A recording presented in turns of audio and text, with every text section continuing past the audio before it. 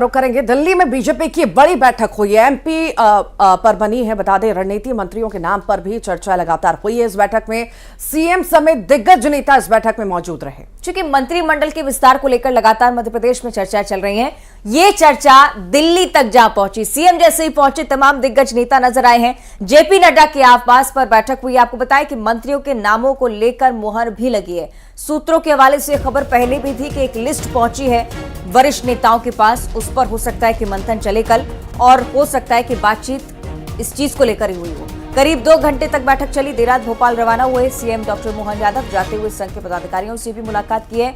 सौजन्य भेंट जिसे मध्य प्रदेश और छत्तीसगढ़ के सीएम बता रहे थे। आपको बताएं कि अंदर खाने पूरी तरह से इसी को लेकर खबर है। माना यह जा रहा है कि मंत्रिमंडल विस्तार को लेकर नाम लगभग तय हो चुके हैं। इंतजार इसी बात का है कि जल्द से जल्द भारतीय जनता पार्टी ऑफिशियली इस बात का ऐलान करे। कुछ खबरें जो कि समीकरणों को लेकर भी सामने आई। ये बताया गया कि हर एक संसदीय क्षेत्र से, हर एक लोकसभा सीट वाले क्षेत्र से एक मंत्री उतारा जाएगा कैबिनेट में। तमाम समीकरणों को साधने का प्रयास बीजेपी कर सकती है। हो सकता है कि जाति आधारित भी फैसले लिए जाएं। जो मंत्री 3 साल से कैबिनेट में मौजूद हैं, उन्हें इस बार चांस नहीं मिल पाएगा। कई ऐसे खबरें हैं जो मंत्रिमंडल विस्तार से जुड़ी हुई हैं। कल बैठक हुई है। माना जा रहा है कि तमाम नेताओं के बीच बातचीत हुई कैबिनेट विस्तार को लेकर।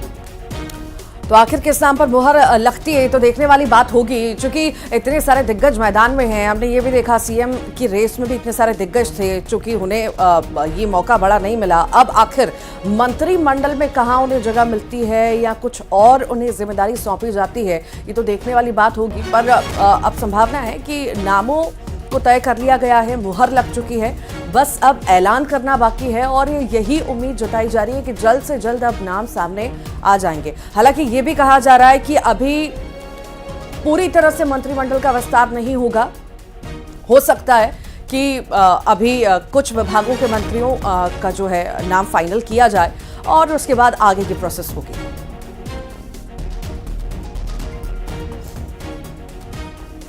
चलिए सीधे आपको भोपाल लिए चलेंगे। सहयोगी वासु चौरे हमारे साथ जुड़ रहे हैं। वासु, कल हुई बैठक के बाद क्या चर्चाएं कुछ और ज्यादा तेज हुई हैं मंत्रिमंडल को लेकर?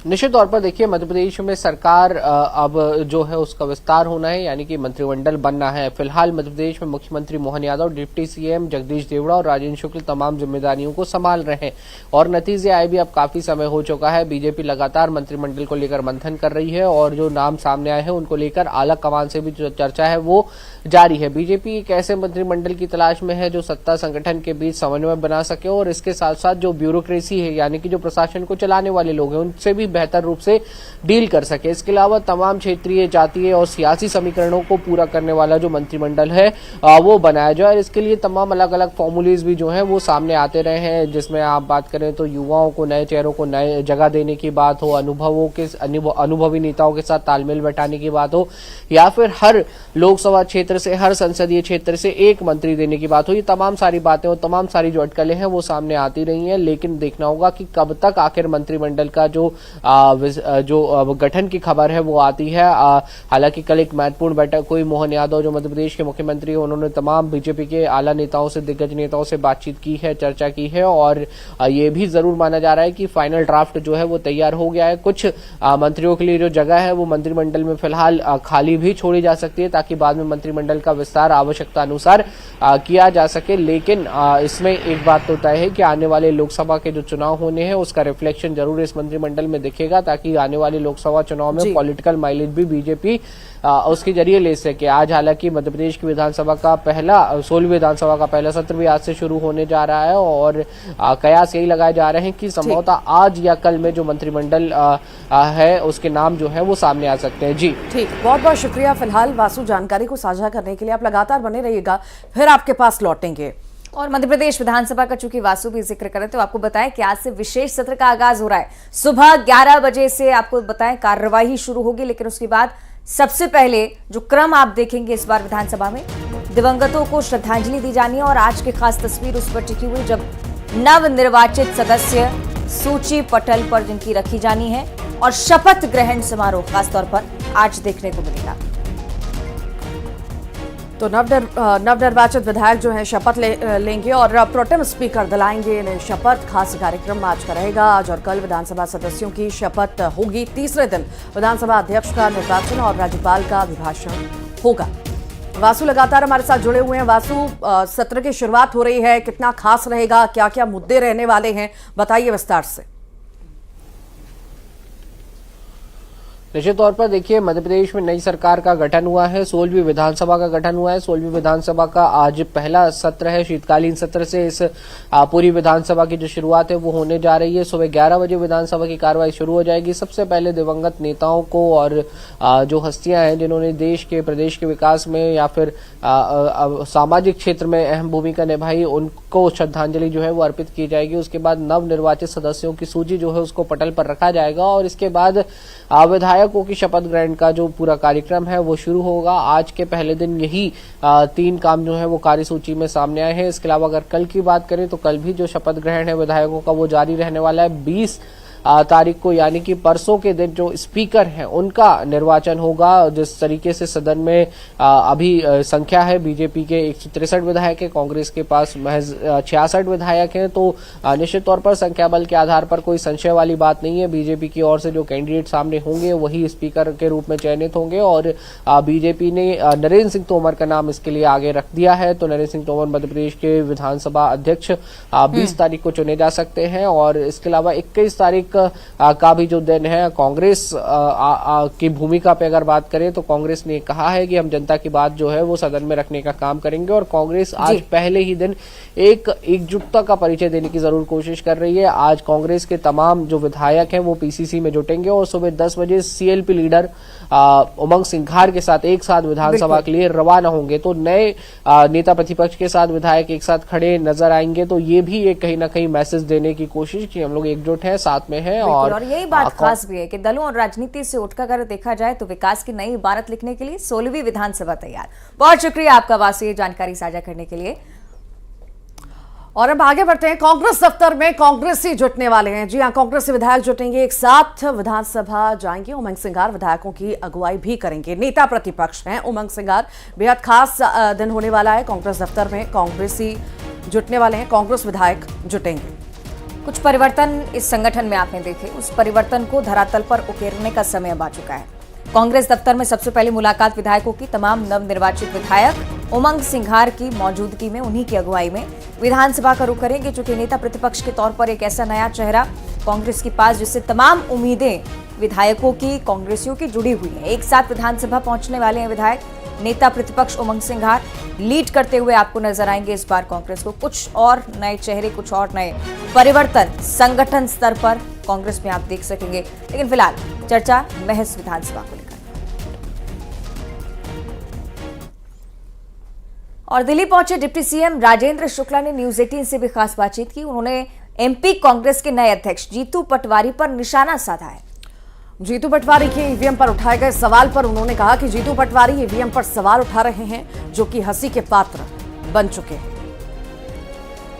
तो जीतू पटवारी के बयान पर निशाना साधा गया है। ईवीएम पर लगातार जो है सवाल कांग्रेस द्वारा उठाए जा रहे हैं। जीतू पटवारी भी लगातार सवाल उठा रहे हैं और उसके बाद अब ये पलटवार।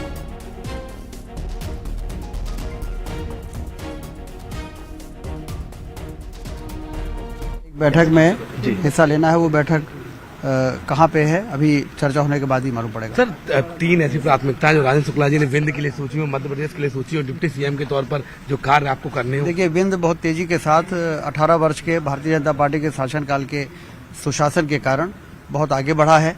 विंध्य को लोग ये मानते हैं कि तमाम संभावनाएं हैं लेकिन उतना विकसित नहीं था। लेकिन अब वहाँ पर 400 करोड़ रुपए की लागत का हवाई अड्डा भी बन रहा है। ललितपुर से सिंगरौली रेलवे लाइन में युद्ध स्तर पर काम हो रहा है। चौतरफा विश्व स्तरीय 4 लेन की सड़कें बन के तैयार हो गई हैं और इसलिए विंध्य में अपार संभावनाएं जो हैं, इस बार जो जनादेश मिला है, आप देखिएगा हिंदुस्तान के सबसे विकसित इलाके के रूप में विंध्य स्थापित हो जाएगा। सर, आपके दो विरोधी जीतू पटवारी भी आज कांग्रेस आलाकमान से मिलने आए तो उन्होंने मीडिया से कहा हम नई दूरी पर आप लोगों पर हमला करेंगे, हम कांग्रेस बीजेपी की जो भी गलतियां हैं उसको बाहर लाएंगे और जनता को ईवीएम पर भरोसा नहीं है, ईवीएम में कुछ गड़बड़ी की आपने। तो छिंदवाड़ा में जो 7 सीटें कांग्रेस जीती वो भी गड़बड़ है क्या? सिमरिया में अभय मिश्रा जीते कांग्रेस के, वो भी एक मिनट, आप मत बोलो, आपसे थोड़ी पूछ रहे हैं जी। आइए।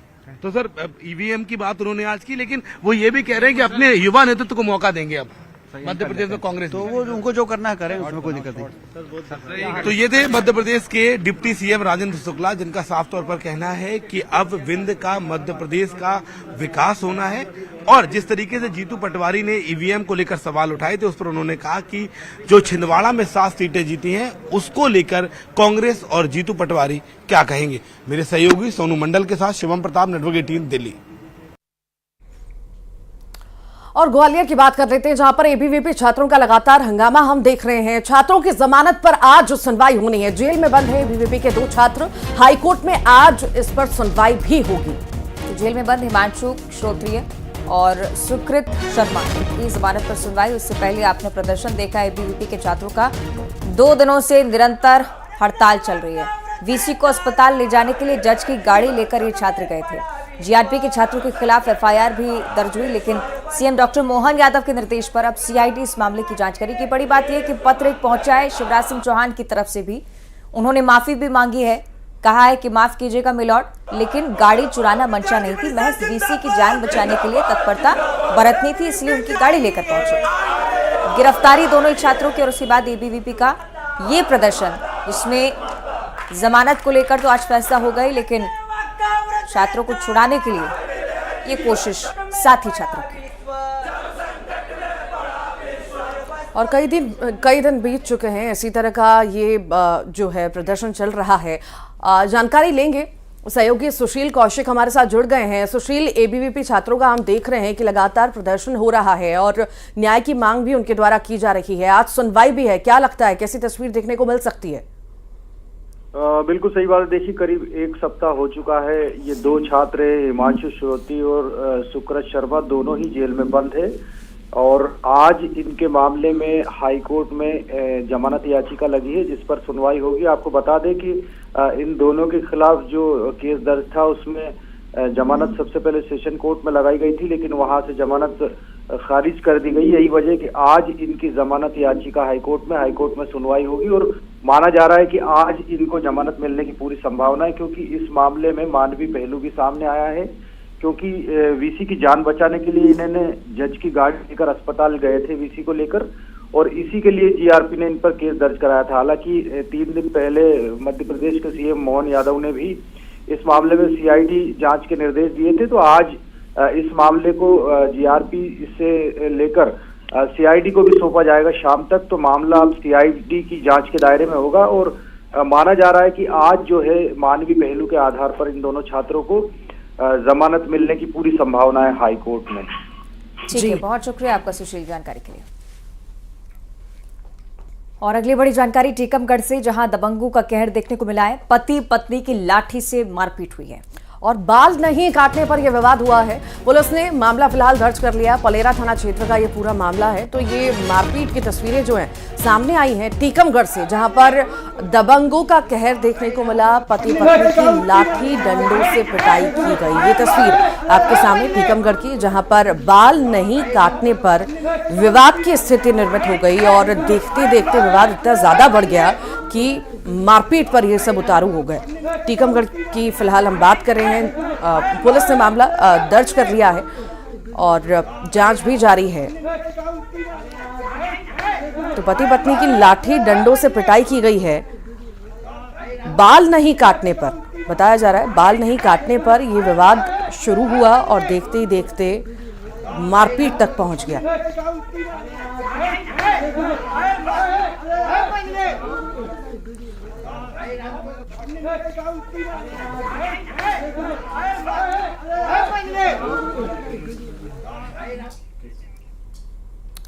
और अब बात करते हैं ग्वालियर की, जहां पर इमरान हत्याकांड में 4 आरोपी गिरफ्तार हुए हैं। आरोपियों में 3 नाबालिग भी शामिल बताए जा रहे हैं। हत्याकांड का मुख्य आरोपी अरविंद यादव भी अभी भी फरार है। शुक्रवार रात इमरान हत्याकांड का पूरा मामला सामने आया था। मुरार थाने के 7 नंबर चौराहे के पास की पूरी घटना, छात्र की गोली मारकर हत्या कर दी गई। ये तस्वीरें जो कि सीसीटीवी फुटेज के तौर पर आधार बनी हुई थी पुलिस के लिए। इस हत्याकांड को लेकर तमाम ऐसी खबरें सामने आई।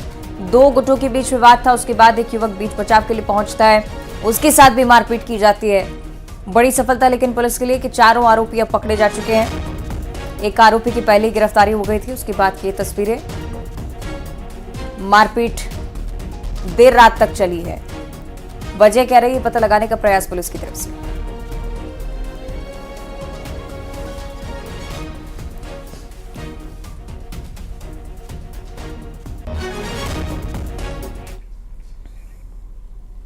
और हरदा जिले के सिराली थाना पुलिस ने शख्स की हत्या के मामले का खुलासा कर दिया है। पुलिस ने पत्नी, प्रेमी समेत 4 आरोपियों को गिरफ्तार किया। दरअसल बीते दिनों धूपकरण गांव की नदी में अज्ञात शव मिला था, जिसके बाद पुलिस ने शव की शिनाख्त कर जांच भी शुरू की थी। पुलिस का कहना है कि प्रेमी के साथ रहने की पत्नी ने आरोपियों के साथ मिलकर वारदात को अंजाम दिया। आरोपियों से सख्ती से पूछताछ के बाद वारदात का खुलासा हुआ। तो पत्नी और प्रेमी ने वारदात को अंजाम दिया है। दरअसल पत्नी प्रेमी के साथ रहना चाहती थी और इसी को लेकर के विवाद लगातार होता था और उसके बाद हत्या कर दी गई पति।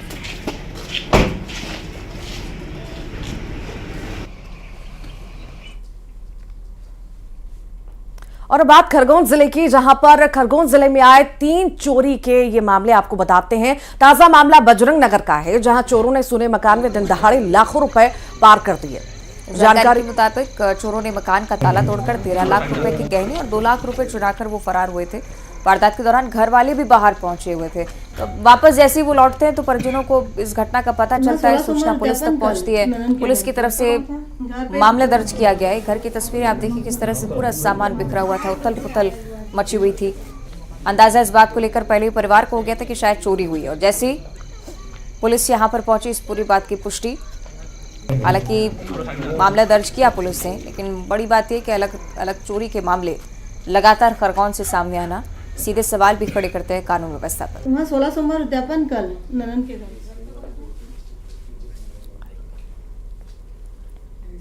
और बुंदेलखंड की अयोध्या कही जाने वाली धार्मिक और पर्यटन स्थली ओरछा में कल रात विवाह पंचमी के अवसर पर भगवान श्री राम की सीता से विवाह की अद्भुत परंपरा का निर्वहन विधि विधान से किया गया। विवाह पंचमी पर यहाँ के प्रसिद्ध राम राजा मंदिर से बाकायदा भगवान राम की बारात निकली है।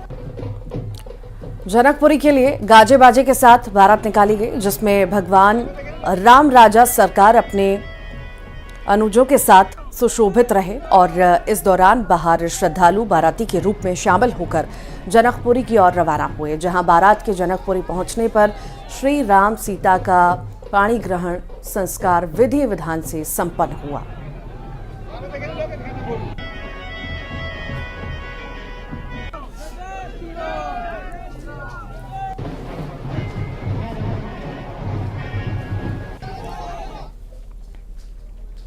और बुरहानपुर की बात करते हैं, जहां पर शाहपुर में नाग दिवाली धूमधाम से मनाई गई। दरअसल अमरावती नदी मैदान पर पहाड़ों की टक्कर का शानदार मुकाबला किया गया। मेले की यहाँ 100 साल से ज्यादा की परंपरा है। मध्य प्रदेश सहित सीमावर्ती महाराष्ट्र और आसपास के इलाके में भी लोग बड़ी संख्या में मेला स्तर पर पहुंचकर लुत्फ उठाया करते हैं। तस्वीरें आप देखें, पारंपरिक त्योहार जो कि मनाया जाता है मेले स्वरूप में साजो सजा और पहाड़ों की लड़ाई करवाई जाती है। तस्वीरें, भीड़ भी आप देखिए, कितनी बड़ी संख्या में लोग इस मेले को देखने पहुंचते हैं।